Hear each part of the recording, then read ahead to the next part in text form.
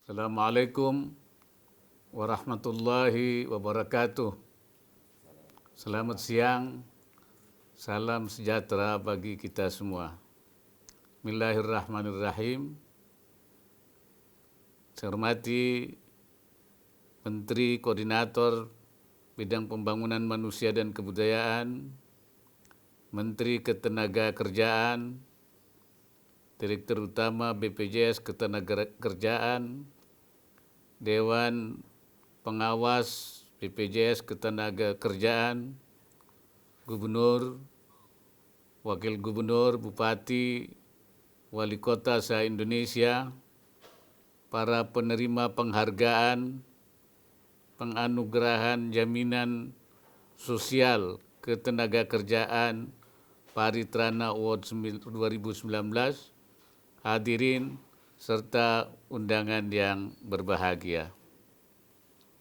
Bismillahirrahmanirrahim.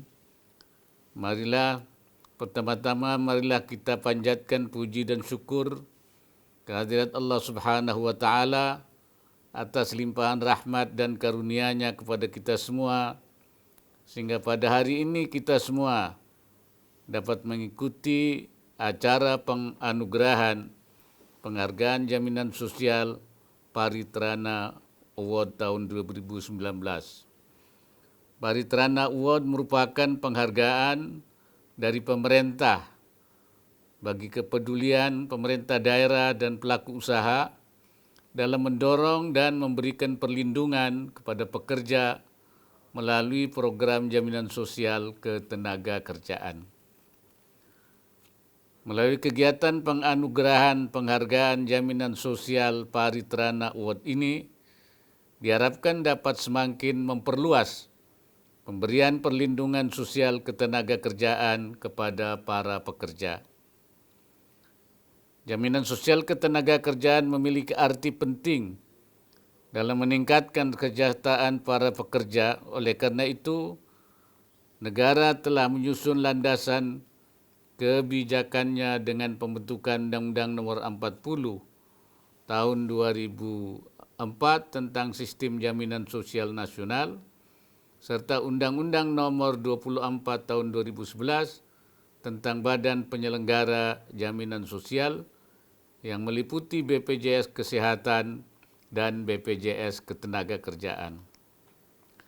Pemerintah telah berkomitmen untuk terus mendorong optimalisasi penyelenggaraan jaminan sosial ketenagakerjaan melalui penerbitan PP 82 tahun 2009, BPJS Ketenagakerjaan, seperti tadi dikemukakan oleh Pak Menko, diharapkan dapat terus meningkatkan pelayanannya dalam melindungi pekerja dengan meningkatkan manfaat program jaminan kecelakaan kerja JKK dan jaminan kematian JKM tanpa menaikkan jumlah iuran yang harus dibayarkan oleh para pekerja.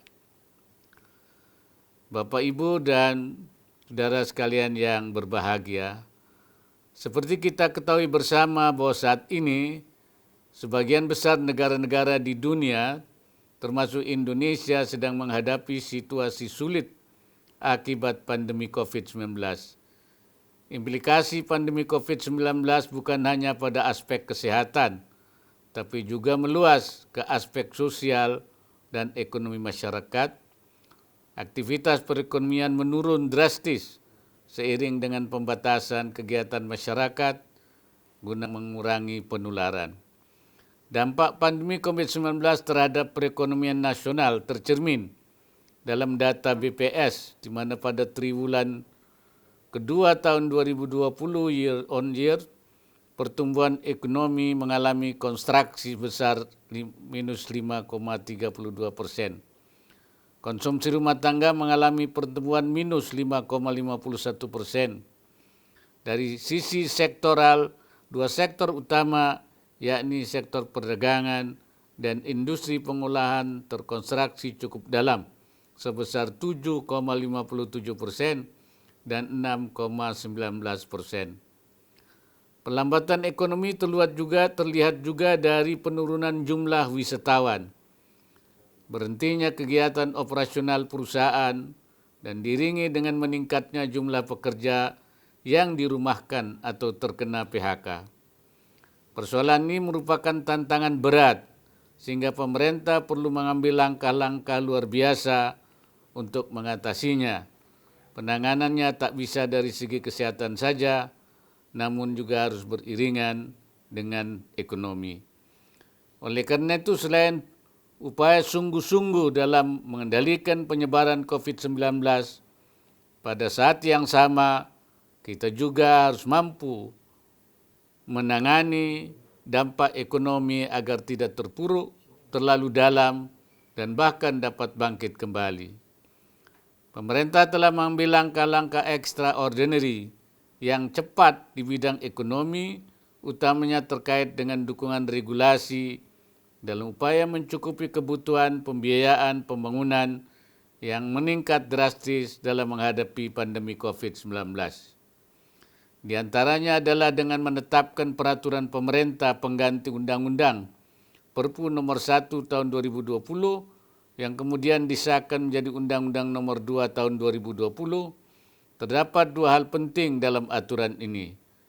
Pertama, ini merupakan jalan bagi pemerintah untuk meningkatkan pembiayaan melalui pelebaran defisit APBN yang luas hingga di atas 3% selama 3 tahun. Dan yang kedua, memperkuat koordinasi untuk bauran kebijakan antara sektor keuangan dan pemerintah dalam melindungi nasabah dan menangani ancaman stabilitas sistem keuangan. Kemudian pemerintah juga menerbitkan peraturan pemerintah nomor 23 tahun 2020 yang mengatur program pemulihan ekonomi nasional PEN untuk penanganan pandemi COVID-19. Tujuan utama program PEN adalah melindungi, mempertahankan, dan meningkatkan kemampuan ekonomi pelaku usaha. Program ini memegang prinsip asas keadilan sosial yang ditujukan sebesar-besarnya bagi kemakmuran rakyat dengan tetap menerapkan prinsip kehati-hatian dan tata kelola yang baik dalam penerapan kebijakan serta pembagian biaya dan risiko antara pemangku kepentingan yang sesuai dengan tugas dan kewenangan masing-masing. Bentuk konkret dari pelaksanaan program PEN adalah penyertaan modal negara PMN, penempatan dana investasi pemerintah, penjaminan, dan belanja negara. Upaya lebih lanjut adalah dengan melakukan perubahan APBN 2020 melalui peraturan Presiden Perpres nomor 54 tahun 2020 yang kemudian disesuaikan lagi dengan Perpres 72 2020 dengan menetapkan defisit sampai 1.039 triliun atau 6,34% terhadap produk domestik bruto PDB. Kebutuhan anggaran penanganan pandemi COVID-19 ditetapkan sebesar 695,2 triliun guna meningkatkan akselerasi belanja. Instrumen kebijakan yang digunakan untuk menutupi defisit ini adalah dengan cara memanfaatkan sisa anggaran lebih SAL, kemudian melalui pembiayaan utang sebesar 1.645,3 triliun. Posisi rasio utang pemerintah terhadap PDB di Maret 2020 tercatat 32,51% dan masih berada di posisi aman sesuai dengan Undang-Undang nomor 17 tahun 2003 tentang keuangan negara yang menetapkan batas maksimal rasio utang hingga 60% dari PDB. Dalam perjalanannya diperlukan sinergi yang lebih kuat dalam memadukan dan mengkoordinasikan implementasi program penanganan pandemi COVID-19 dan program pemulihan ekonomi yang telah dirancang oleh para menteri. Untuk itu, pemerintah membentuk Komite Penanganan COVID-19 dan Pemulihan Ekonomi Nasional. Pembentukan komite tersebut akan meningkatkan koordinasi dan pelaksanaan kebijakan dalam menangani pandemi COVID-19 dan pemulihan ekonomi nasional, sehingga perencanaan dan eksekusi kedua target kesehatan dan ekonomi dapat berjalan beriringan dan tercapai sekaligus. Program penanganan pandemi COVID-19 yang lebih serius dan terstruktur diharapkan akan memulihkan kepercayaan masyarakat dan rumah tangga untuk melakukan aktivitas ekonominya sehingga meningkatkan konsumsi dan investasi. Bapak dan Ibu hadirin sekalian, dalam situasi krisis seperti ini, maka kesadaran akan pentingnya jaminan sosial ketenagakerjaan semakin meningkat. Masyarakat semakin sadar bahwa salah satu mitigasi dalam menghadapi krisis ekonomi adalah mempersiapkan pekerja dengan mengikut sertakan mereka sebagai anggota BPJS Ketenagakerjaan. Dalam rangka meringankan beban dunia usaha dan pekerja, pemerintah sedang menyiapkan peraturan pemerintah tentang relaksasi pembiayaan iuran BPJS Ketenagakerjaan.